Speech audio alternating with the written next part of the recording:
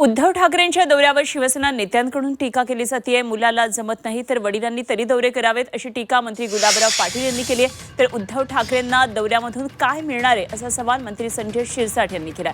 दरम्यान मूळ प्रश्नाकडे बगल देणं हा उद्धव ठाकरेंचा स्वभाव असल्याचं शिरसाटांनी म्हटलंय.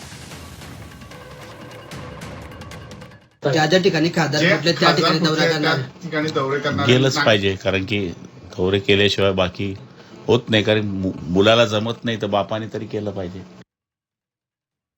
मुळामध्ये या दौऱ्यातून काय मिळणार आहे ते देव जाणे,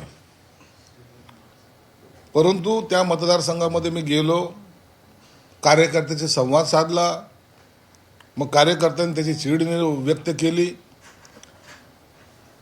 मूळ प्रश्नाकडे बगल देणं या उभाटा नेत्यांचं हे कायमस्वरूपी स्वभाव राहिलेला आहे.